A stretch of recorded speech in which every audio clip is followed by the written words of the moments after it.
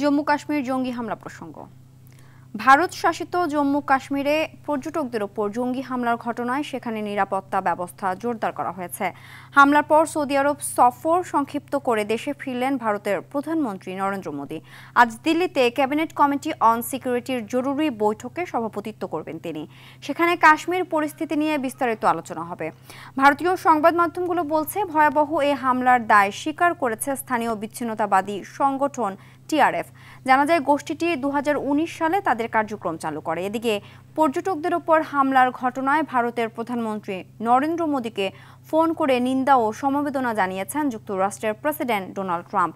এ সময় অপরাধীদের বিচারের আওতায় আনতে ভারতের প্রতি পূর্ণ সমর্থন ব্যক্ত করেন তিনি। দর্শক, ভারত থেকে এই বিষয়ে সবশেষ পরিস্থিতি জানাচ্ছেন সহকর্মী পরমাশিস ঘোষ রায়। গতকাল 22শে এপ্রিল কাশ্মীরের পহেলগাঁওতে বৈশারণে যে পর্যটকদের উপরে সন্ত্রাসবাদী হামলা ঘটেছে, ইতিমধ্যে সর্বশেষ খবর 26 জন কিন্তু নিহত হয়েছেন। নিহত ব্যক্তিদের কিন্তু ইতিমধ্যে শ্রীনগর থেকে পহেলগাঁও থেকে শ্রীনগর হাসপাতালে নিয়ে আসা হয়েছে এবং সর্বশেষ যেটা খবর, এই ঘটনায় এখনো পর্যন্ত 17 জন আহত হয়েছেন। গোটা পরিস্থিতির মোকাবিলায় কিন্তু কেন্দ্রীয় নিরাপত্তা বাহিনীর সমস্ত স্তরের যে বাহিনী রয়েছে তারা কিন্তু খানা তল্লাশি কিন্তু শুরু করেছে। হেলিকপ্টার এবং ড্রোনের সাহায্যেও কিন্তু খানা তল্লাশি শুরু হয়েছে। তাদের তল্লাশি চালানোর পরে কিন্তু সেখানে পৌঁছে যাবে এনআইএর এবং বিশেষজ্ঞ বাহিনীর টিম।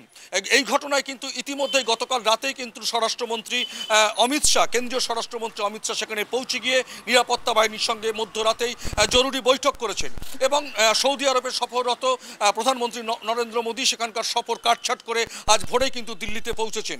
সর্বশেষ যেটা খবর, আজকেই কিন্তু কেন্দ্রীয় মন্ত্রিসভার নিরাপত্তা বাহিনীর সঙ্গে তিনি গুরুত্বপূর্ণ বৈঠক করবেন। গতকালই কিন্তু কেন্দ্রীয় স্বরাষ্ট্রমন্ত্রী অমিত শাহ জানিয়ে দিয়েছিলেন, প্রধানমন্ত্রী জানিয়েছিলেন, তার সঙ্গে ভিডিও কনফারেন্সে কথা হয়েছে, এই সন্ত্রাসবাদের মোকাবিলায় কিন্তু ভারত কোনোভাবেই বরদাস্ত করবে না। যে কোনো পরিস্থিতির মোকাবিলায় কিন্তু ভারত সরকার সন্ত্রাসবাদীদের মোকাবিলা করবে। জম্মু কাশ্মীর পরিস্থিতি নিয়ে সবশেষ পরিস্থিতি জানাচ্ছিলেন পরমাশিস ঘোষ রায়।